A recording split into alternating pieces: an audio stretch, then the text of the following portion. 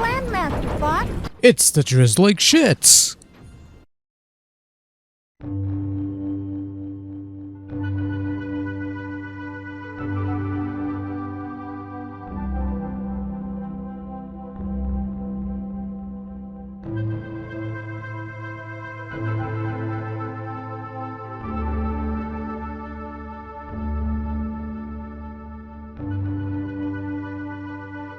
Star Fox 64, released in 1997 for the Nintendo 64, and packaged with the Rumble Pack, which added vibration to your controllers, something that would become a regular feature in all sorts of gamepads going forward. I'd show you the Rumble Pack if I had one, but I don't, because I typically don't like rumble. I don't feel like having a vibrator in my hands unless... never mind.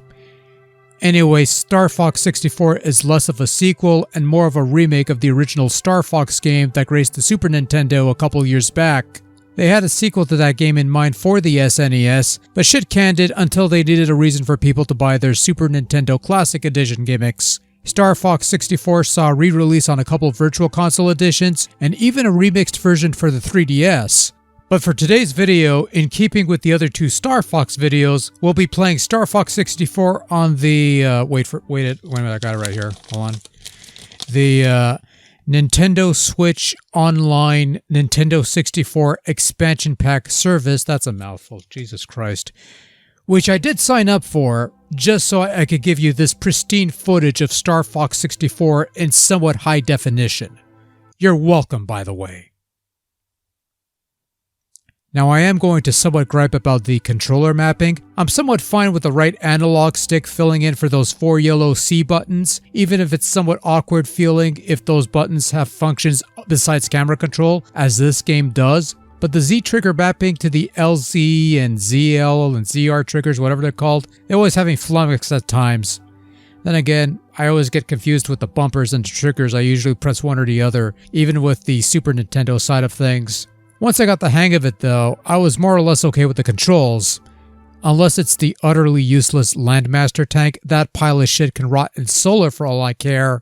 And if nothing else, anything that gets me away from using the horrid stock N64 controller is well worth the adjustment period. But I digress, back to Star Fox 64. Now, Star Fox 64, much like the original, is a rail shooter where you fly your little R-Wing through a course, shooting down enemies, avoiding obstacles, picking up the stray power-up here and there, and occasionally helping out your wingmen whether they wanted or not. Unlike in Star Fox 1, however, you do not have a choice of paths to choose from, but rather you have one main path that you play through normally. However, by performing certain tasks or accomplishing certain objectives, you'll deviate to another path, and basically this keeps going until you eventually reach your final destination, Venom, and even then, the final battle differs depending on how you got there. Star Fox 64 is ultimately a remake of that original game, so it takes what came before and adds some horsepower to the proceedings, resulting in a game that runs smoother and quicker. Gameplay remains largely the same as before. You'll shoot down enemies, occasionally pick up power-ups and things of that nature. Your R-Wing does get a nifty charge shot that could lock onto targets, which is rather useful. And of course, there's everyone's favorite.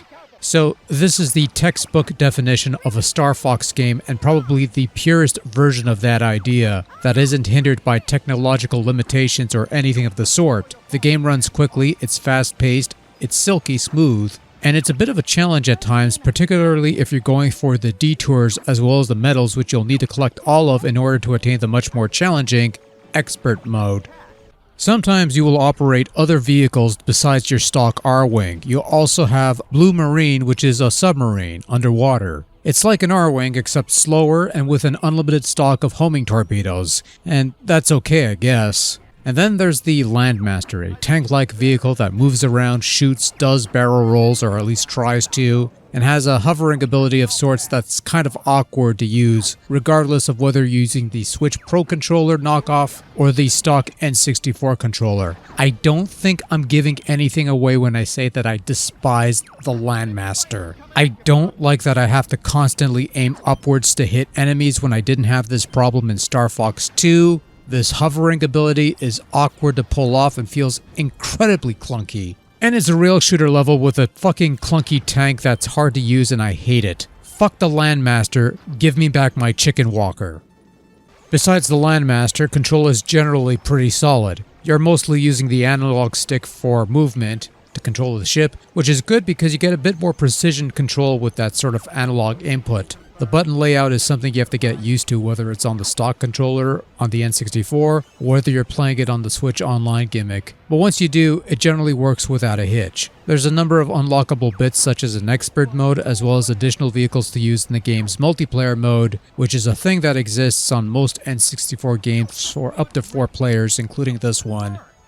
Haven't tried it, but I'm sure it'd be fun, I suppose.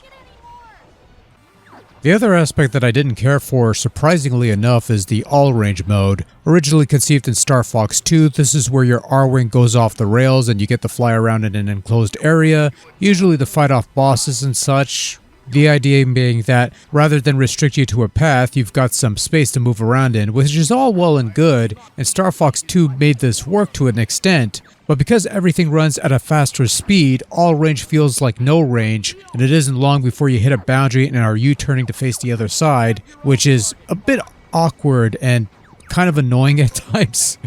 Like, U-turning is sometimes useful, I guess, for avoiding stuff, but is more of a hindrance. This is more of a personal gripe, however, and doesn't hinder the game otherwise. Star Fox 64 naturally benefits from the higher-end Nintendo 64 hardware in that the relatively simplistic polygons on the SNES original have been updated to include some relatively clean-looking textures, sharper models, and a much smoother frame rate. But mostly I think the real benefit is in the variety of levels, whether it's the lava level, the underwater level, or the Armada level, and there's also little cutscenes that play out before and after the levels. It's one of those things where the game has a little more horsepower to do more stuff, and it does just that. Even in this upscaled format, this still looks pretty damn good, with only the draw distance and the occasional camera jank during boss battles being the only occasional hindrances, but nothing too terribly crippling. Star Fox 64 also flexes the N64 sound processing because you've got a surprising amount of voice acting here. Even though the lines are just quick blurbs here and there, there's a lot of them for little moments here and there is a certain amount of cheese applied in the scripting and the delivery of the lines, but given the context, it's actually quite good. I mean, you hear 1 or 2 lines turned into a fucking meme and you just roll your eyes. Do a fucking barrel roll, you stupid son of a bitch! But then you dive in and it's like, this isn't as bad as I thought it was going to be. I've no gripe with the vocals here, they're pretty well done for the most part, considering what they are. The soundtrack also deserves a bit of a mention, dropping the upbeat synths and going full-blown with the orchestral bits with a bit more of a military slant this time around. And while the tinny N64 synth doesn't quite do the tracks justice, you do have some pretty decent tunes here, like the somewhat somber Aquas theme, or the somewhat heroic Corneria theme. Admittedly, the SNES games have the better music, but I'll attribute that to personal taste more than anything. This isn't too bad either, just not my cup of tea, and the sound effects have a decent punch to them by N64 standards at least. Star Fox 64 is the perennial Star Fox game. It is anything and everything that makes this franchise special, and it's one of those games where if you wanted to introduce somebody to the world of Star Fox, this would be the game you would direct them to. It is a fun, dynamic, well-crafted shooter, very much high-end production for the N64.